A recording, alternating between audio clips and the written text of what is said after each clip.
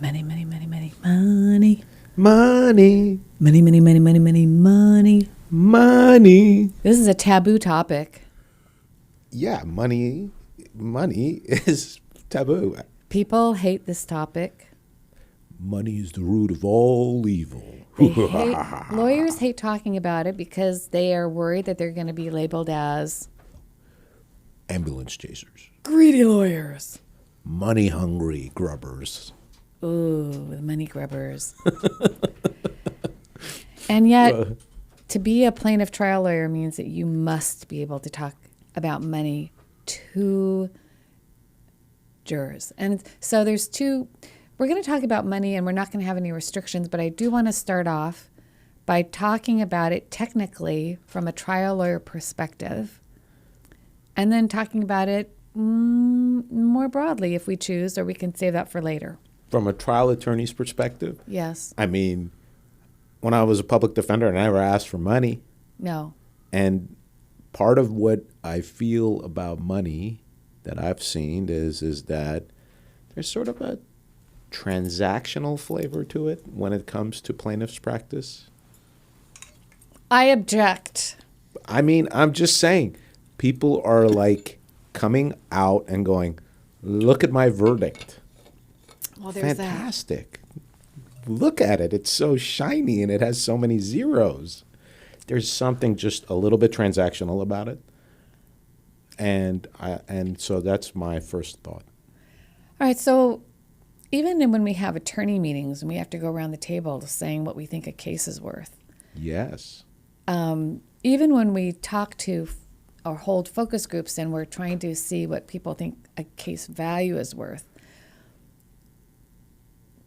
I agree. It is a weird part of what we do. It's kind of cold-hearted. It seems like it's avaricious.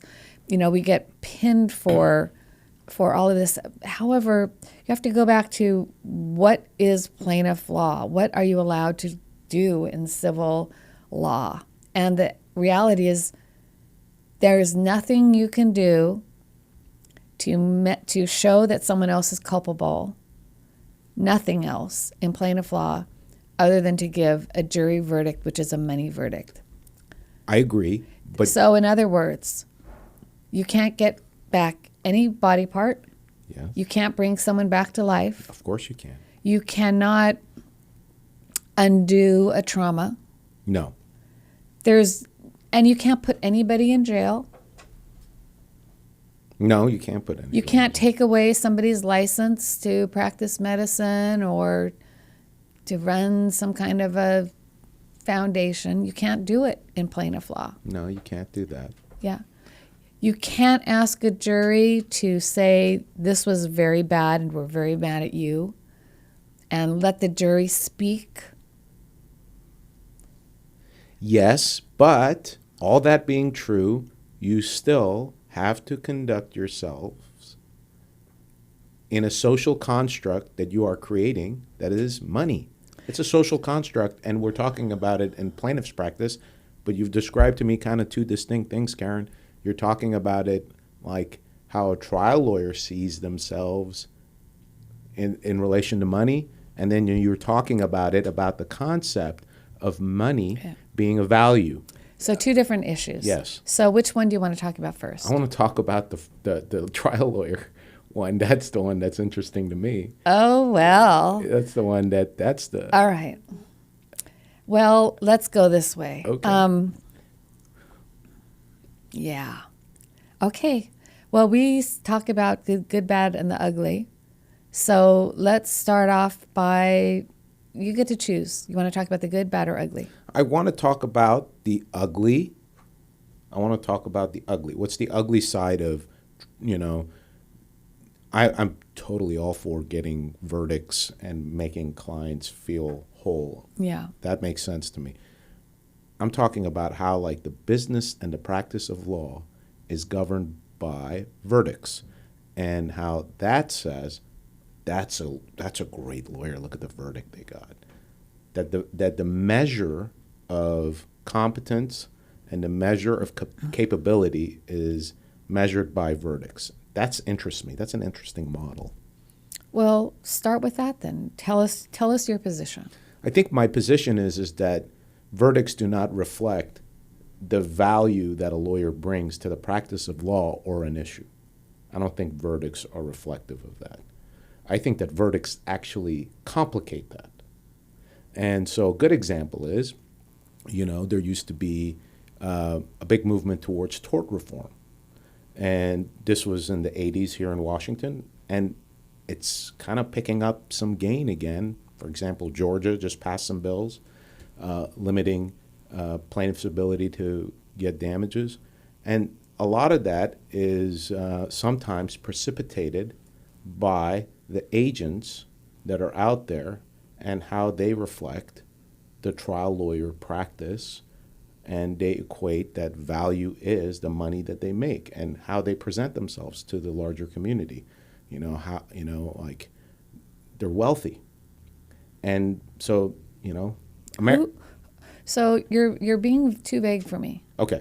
I need some examples, and I need to know who they is. Okay. They is are. There's no.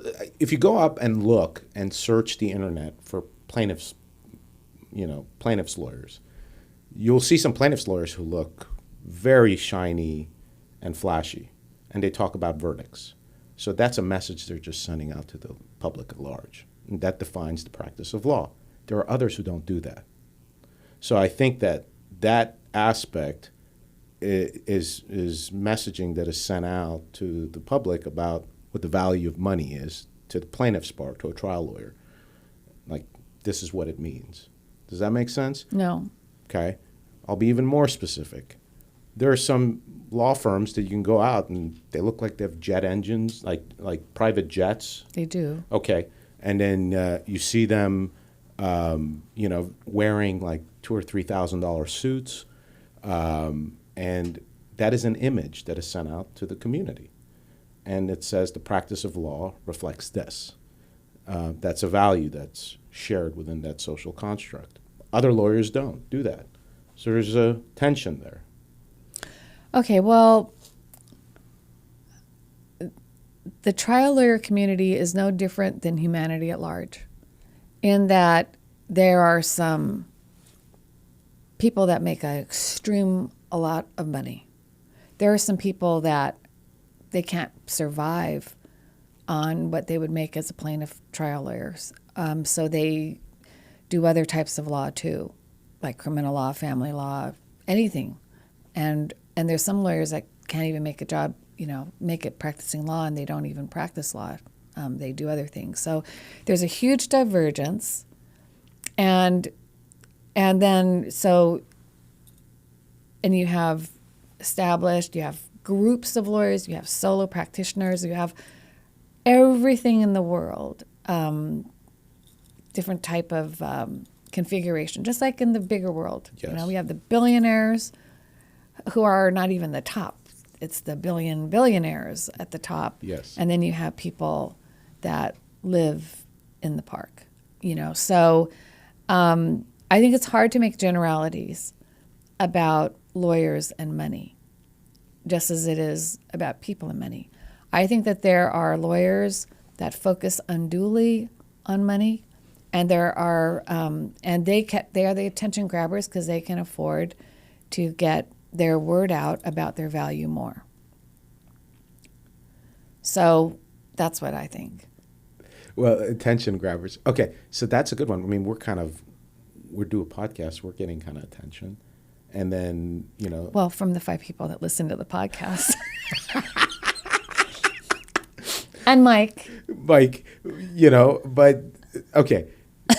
All right. I like what you just did, which is you're talking about it like that was a fair criticism, backhanded criticism of me. Mo, you're making generalities about money, and I don't think you're being intellectually... I think that you must have something in your mind, but you don't want to offend anybody, so you're not sharing with us exactly what you're talking about. So I'm trying to imagine what it is, but it's not concrete enough for me. I think you're right. I think, to be honest, I think that it's my relationship with money.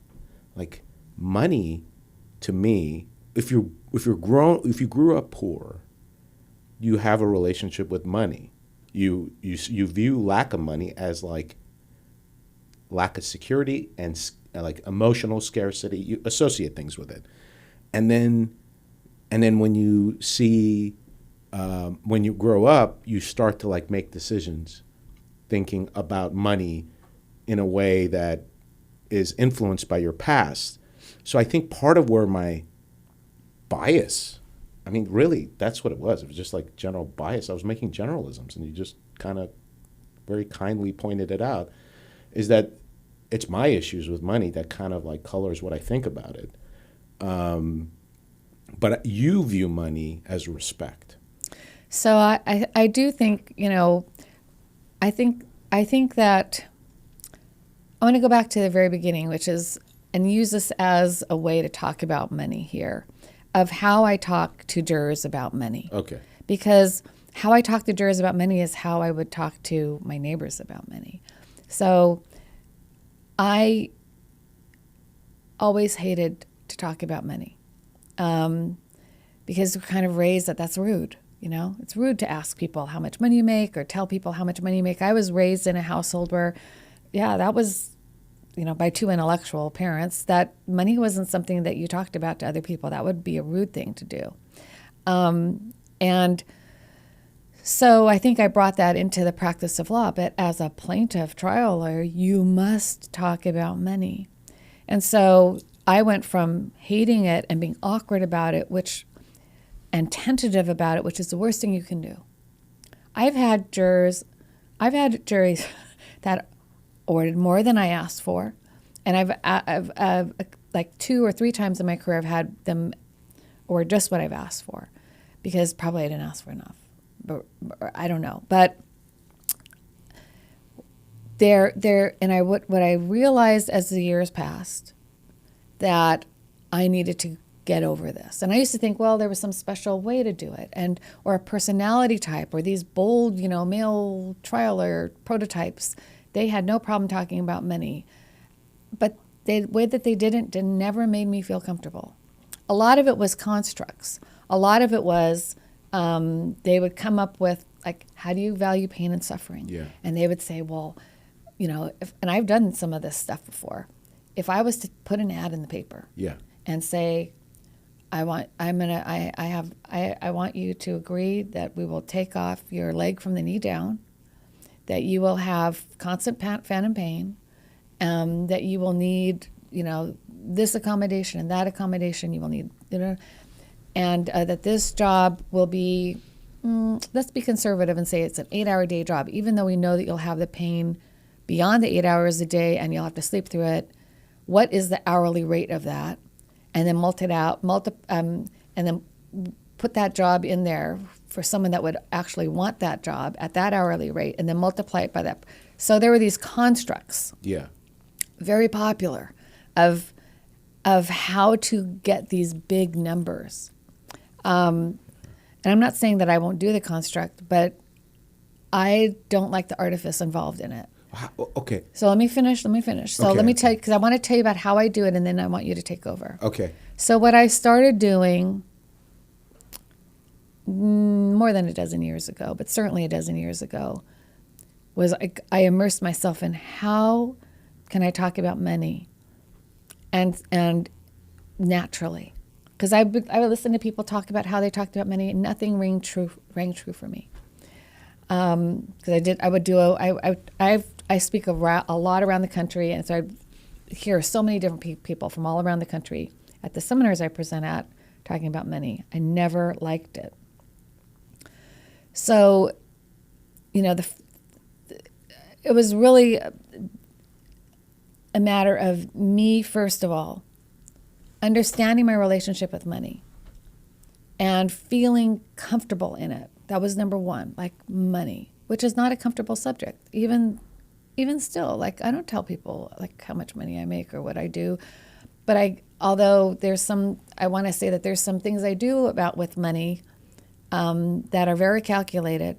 For example, I want to show a certain amount of success to people that I want to motivate to become plaintiff lawyers who are minority and female. Like, I want to say, look, you can do this, because many people that practice my profession are not at the breaking even point. And it's hard. And I want them to see, look, you can be successful representing the little guy and not having to go to a big law firm. Yeah. And I'm proof of that. So here's how I learned how to talk, or what I did to learn to talk to jurors about money.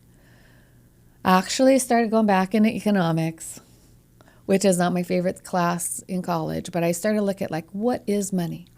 So I started on one of those journeys of mine where it's kind of like my Jerry Seinfeld approach of all the stuff that you take for granted. Like, where did this come from? Why is it? What is it? So I started looking at, where is money? And so I started talking to jury about, it used to be just, I'll give you my thermos for your tennis shoes. There was barter. There was value placed upon it before there was this concept of money. What is it? It's an exchange of something that has value to another person that society then says is valuable to us, and you're basically monetizing what is important. You're monetizing what is important. You're placing a value on it. So I want to get them away from the thought of dollars and cents. I want them to look at human value, because I'm all about human, right? So what is human value? Human value is what we place on it. Well, now we're going to do something, which is we're going to be placing a value on health or loss. How do you do that? Because everybody says in jury selection, like, this is so hard, I don't know how I would ever do that. And I always say, well, when we get to the end of the case, I'll tell you how to do it.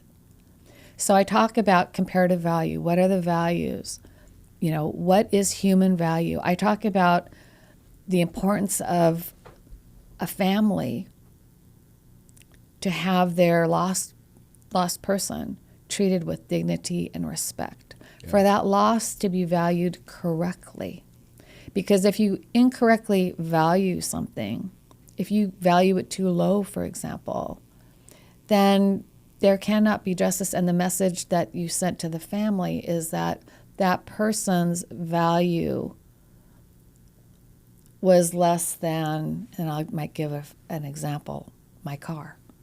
I might give an example of what a person's, because you're putting the value on it. You, the jury, have the right to do that and the obligation to do that. So it's very much a discussion, even though I have a discussion with the jury, even though they can't talk to me. That's my way. It's been my way for many years. Is I ask a lot of rhetorical questions and I talk as if you're talking with me.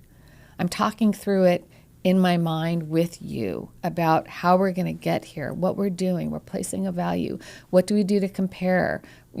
How do you look at that?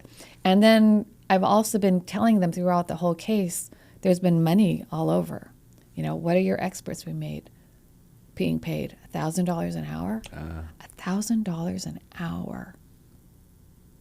You can multiply out $1,000 an hour.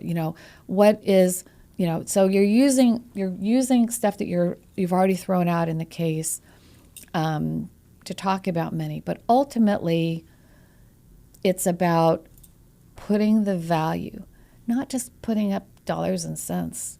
The dollars and cents by themselves are just society's construct for creating a value that we can barter or use to get the things we want, to amass, to save up for our rainy days. It's all about human value. So that's how I do it. I take them through this history. I also tell them stuff like, I use what I'm wearing and I'll change it up. And I'll say, the most valuable thing on me right now, I'll tell you what it is. It's this little bracelet. When I was 50 years old, my best friend gave me this little bracelet and with a queen crown on it. And I actually got some other charms to wear on it, but I never put the charms on because this was how she gave it to me. And even though this is not the most expensive piece, if you were to look at, my rings are more expensive, this one has the most value to me because it is a human value. It means the most to me. Okay, what's it worth to you? how would you ask a jury to replace that? Because it appears to me it's irreplaceable.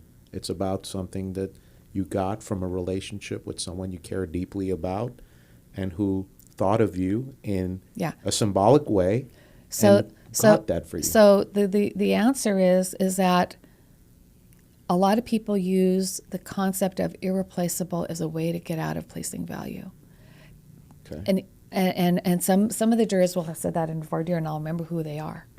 And I'll talk to them about it. And I say the problem with putting, there's a tendency to think like, if this is irreplaceable, that therefore there should be zero.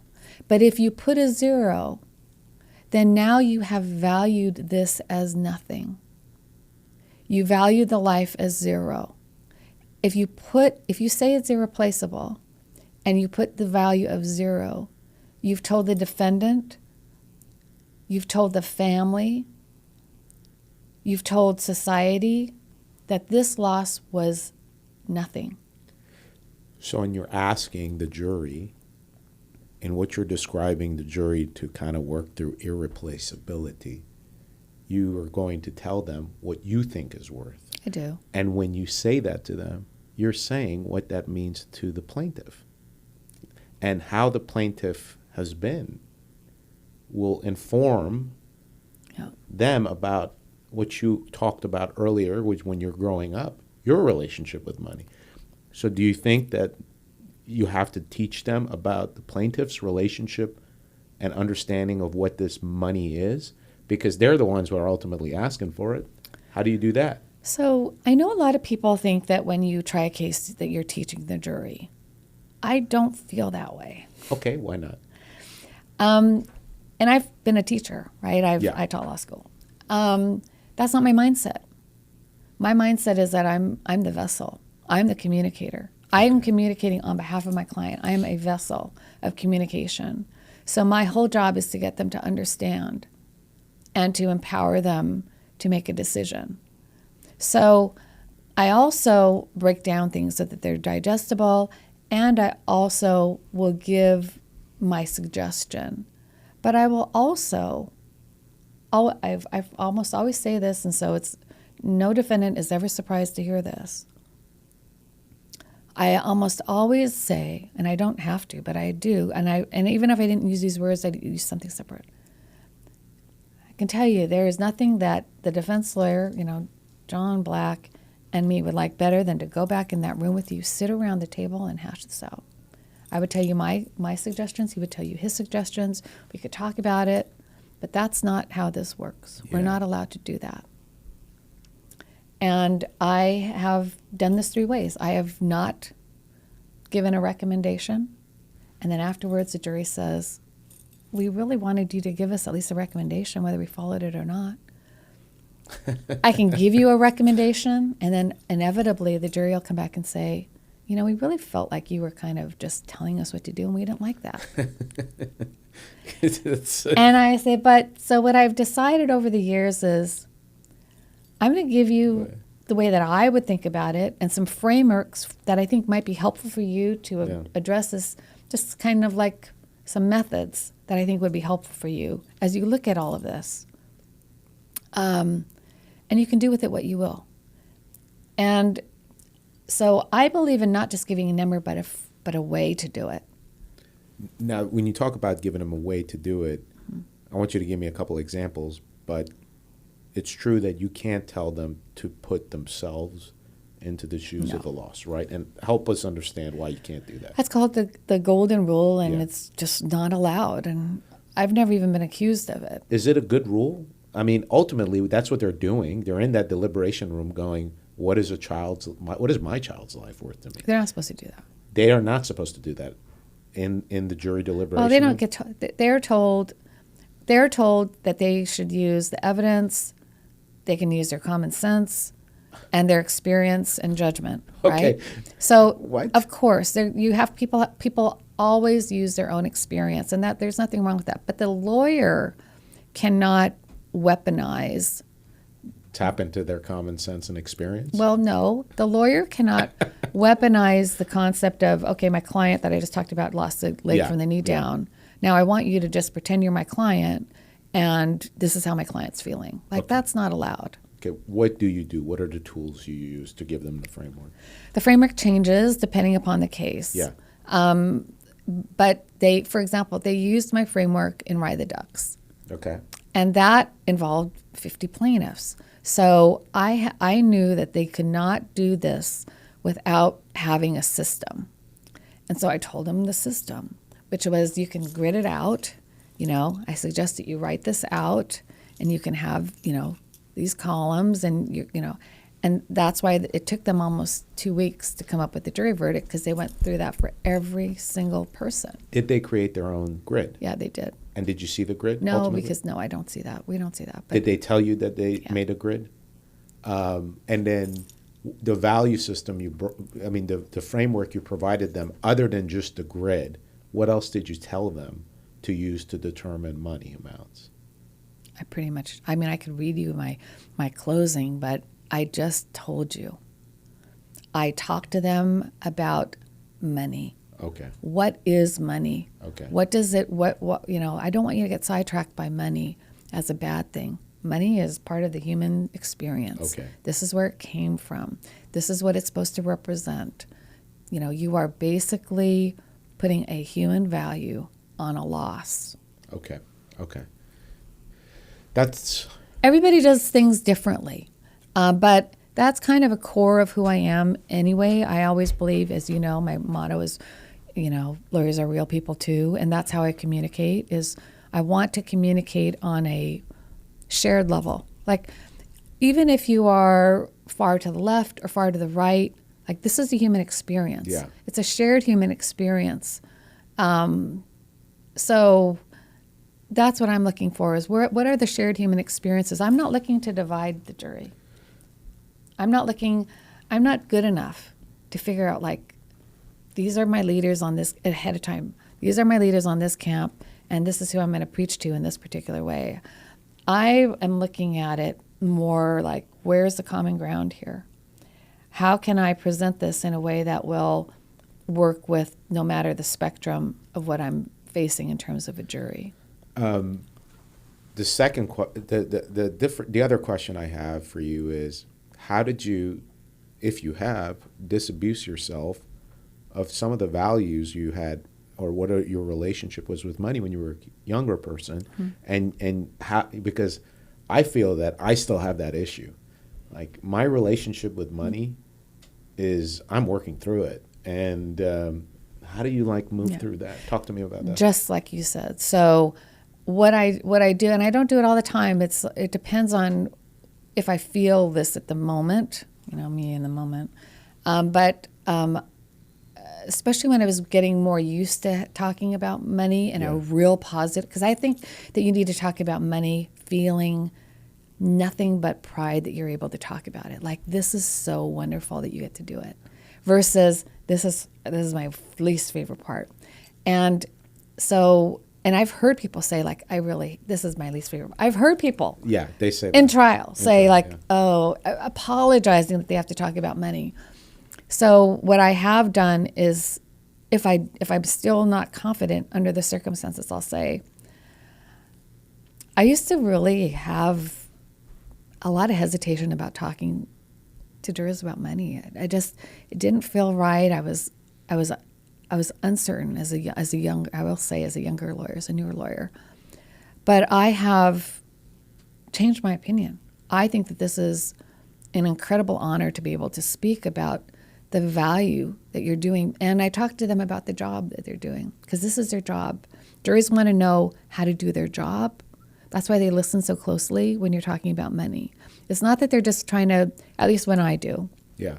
I feel like they're not trying to listen to me like, oh, she's trying to pull the wool over our eyes, or she's one of those greedy lawyers and they're just going to ask for this ridiculous amount of money, although some people might think that. There's so much lead up to it. I never just say, well, this value is this amount. I never say anything like this. I've thought about it in my mind, and here's the value of the case. Never do that. But I will say things like, I used to not be comfortable, but I am now, and I'm going to tell you why. Okay, so you tell them about it's a form of vulnerability. You could Yeah. certainly do that. Okay, that's really good advice. Then what do you do when? They can tell when you're uncomfortable about I mean, you just did. You called my BS in the beginning of when I we started wasn't sure talking. what you were talking about. You were like, "What is this guy talking about?" But it's just like it's a really uncomfortable topic to talk about. But I think that we should, finish mine because I do have some questions about Oh that. boy, no. Are we done with this kind of? Do you have any other questions or thoughts about how Yeah, to Mike. talk to jury about money, Mike? No, not right now. Yeah, just chime in if you do. I mean, I think you made a good point about how juries will get very serious about their job. And I think that some people, I mean, when I was younger, I thought what you said about what people think about lawyers. I thought that they were just trying to get as much money as they can, and they weren't thinking about the clients as much. But having worked here for 19 years now, I know that that's not the case, and that I think money is, it is value. That's what it represents, and that I think juries, once they hear the experts talk about how money, well, I guess the loss that families or individuals have money-wise from some of the situations that they're in that we have to help them with, that juries can be more receptive to why it's important. Yeah. Yeah. That's a good point, Mike. Yeah, there's a lot of discussion we can talk about money, but I do want to go back to you because you are a problem child. I'm a problem child. You're making the transition after 15, I guess, years or so as a public defender to plaintiff lawyer. Yeah. And, you're going from jail being the consequence or freedom. Yes. To money being, awarded by a jury verdict or settlement or not. It's a very different system. It's a very different result, for obvious reasons. And you're not comfortable in it yet. I'm just going to adjudicate that right now. You are not comfortable with this. I think that's fair. I think adjudicating that is accurate. I am not comfortable with it. We're going to be going to a firm retreat, and we're going to talk about goals, 1 and 5 year goals, and I'm really struggling with that. First, that's personal stuff. So let me ask you this, and maybe this is a kind of a jump off point. You tried the Summer Taylor case with me. I did. And I asked for money. You did. And how did you feel? Think about that. Like, how did it make you feel to hear me talking about money? Because I guarantee you, I went through a lot of the same thing. I'll tell you what I was going through. One, I was trying to think about how I could be of help to you in preparing for your closing. And I was like, what can I share with her to help my partner? We're in the middle of a trial in making the ask. And I was having a lot of stuff that I could share with you that had to do about the case, about where I thought responsibility lay. And then when I started to turn that into money, my mind just sort of shut down. And I just didn't know what to say. Because, that case for me was really about a value judgment that the government made about protesters, and that they didn't use the level of care we thought they should have used to protect them. And I didn't know how to turn that into money, right? That concept of the case resonated deeply with me. Summer's loss resonated deeply with me. I wrote poems about Summer. and I was with Summer's parents. But I didn't know how to translate that into money. Like, for me, I was so connected to the emotion. Mm-hmm. That's part of the struggle, is turning that emotion into something tangible. So I think you need to do what I did and kind of do your own journey and reflection of your relationship with money and what it needs to be, because you are I disagree that a lawyer doesn't have an impact on the eventual verdict. I do think, as you've heard me say before, that lawyers take too much credit for the losses, and I think that lawyers take too much credit for the wins. Yeah. I think that they're, a lawyer that takes credit for the win without realizing that it's not their case, it's their client's case, is, whatever. But also, I think that lawyers that absorb the entire fact that they lost a case and it's completely their fault, I also think that that's, there's a balance there. It's a team approach. The client is in the team with the lawyer, who's in the team. It's all a team approach, and so. I do agree with you, Karen, that one thing you said was attitude and being positive about it. I think that's easy for me. I'm a pretty positive guy. I think what I can do is I think the process for me is going to have to be going into revisiting my relationship with money, and then start talking about it in a positive way. And then just naturally, when I'm talking about it with family, friends, colleagues, just talk about it in a positive way. And I think that's a good first step, and in doing that. But also, I got to go to court and just ask for it and see what happens. I got to throw myself in the deep end. I'm going to give you some examples about money, and why I like doing this job just the way it is. So last year or the year before, I can't even remember now, we settled the Black Lives Matter case. That's right. And we had 50 plaintiffs, and the city paid $10 million. And we had taken about 40% of them were pro bono. Oh. We didn't charge any fee on about 40% of them. But another law firm had asked to join us, and before they kind of bowed out of the case, but they had people signed up for a fee, and we had so many clients we didn't want any more unless they were going to pay a fee. So, but about 40% of them had no attorney's fees. They just had to pay some of the costs. It was a long case. It was like 4 years. I have never had such a diversity of clients in need before. And of course, there were 51 of them. Very similar to Ride the Ducks, but socioeconomically completely different. In Ducks, they were international students or tourists. Most of them were very well off. In Black Lives Matter, we had people that did not have housing. Wow. We had people that had pre-existing conditions, mental health. We had disabled vets. Yeah. We had people that didn't get health care because they didn't know that they could go to the hospital because they had no money. And we had other people, like we had some college teachers, and we had some, news photographer. I mean, we had all walks of life. When that money was distributed, it had such a profound effect on them. And most of these people were not permanently injured. They were beaten, they were bruised. Some of them had some broken bones from the police. But most of them, really brought this case. It was a civil rights case. Yes. They went out to protest against police violence, and they were assaulted by the police.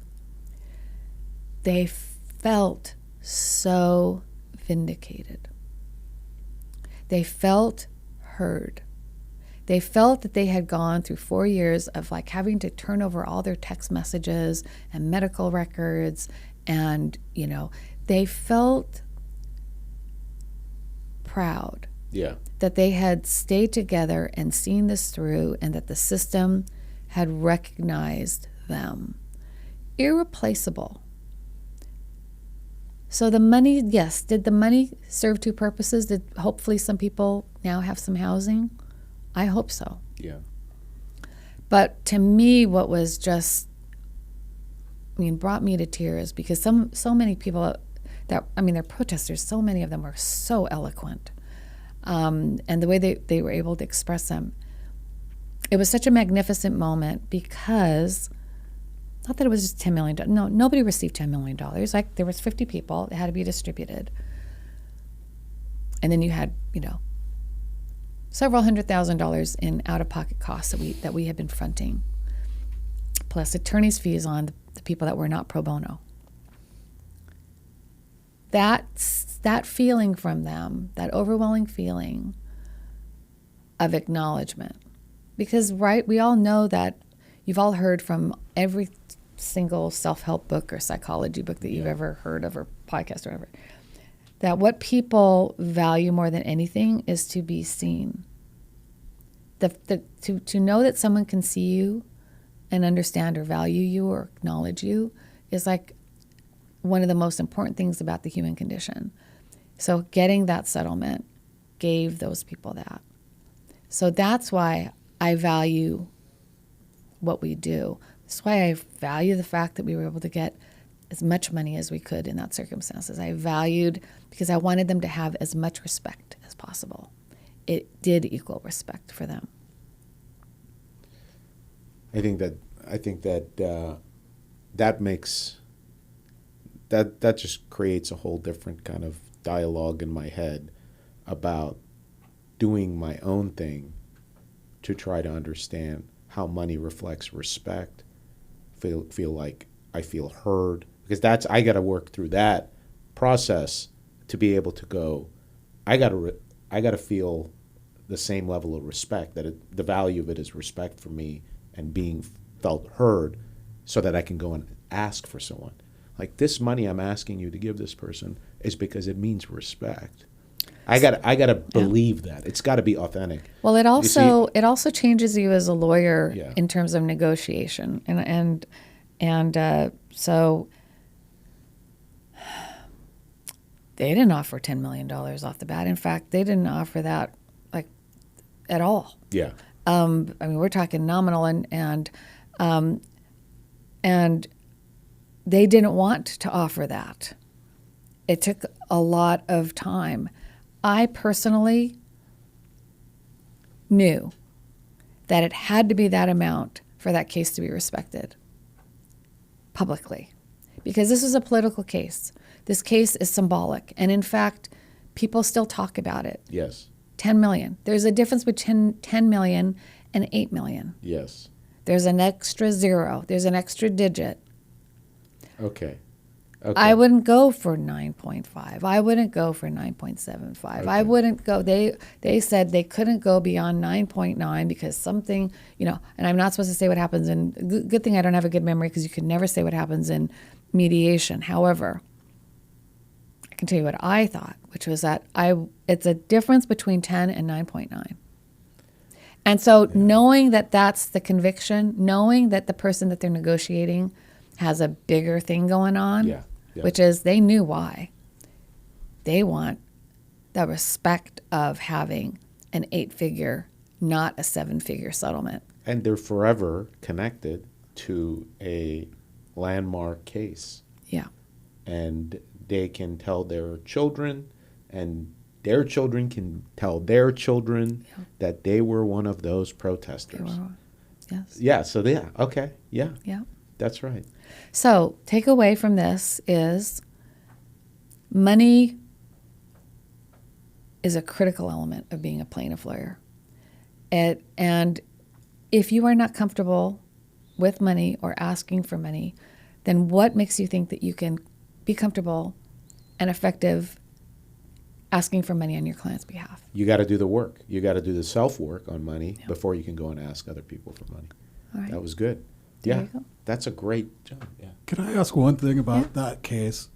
When you started it, I mean, I was here when you guys discussed that, and you didn't plan to make money off of it. You planned to do it pro bono. We did. And I thought that was a big move for our firm, because we witnessed what was going on, and you guys got together right away and said, we want to do this. Mm-hmm. And like you said, I mean, eventually there was money that came our way because of it, but that wasn't the intent. And that's the thing, touching on what I said before, like most people don't think that. And you spending the beginning of your career Yeah. working for people, I mean, you guys didn't really discuss the difference between public defender versus plaintiff's attorneys. You aren't working for money at all when you're a public defender. Most people who are public defenders are making less than I am. Yeah, it's true. And they're swamped. I mean, And they have student debt. the one time that I've had to go to a trial that had a public defender, they had a stack of cases Yes. that was like the entire day that they were just going to be there. Yes. And it was like boom, boom, boom, boom, boom. They had subpoenaed me and never spoken to me.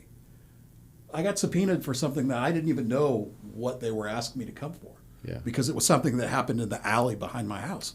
But they had never spoken to me. I don't think that I've ever seen a witness that we haven't had be talked to and Yeah. prepared and so on and so forth. Where when it's a public defender, so sometimes you might not have met that person until the day of their case.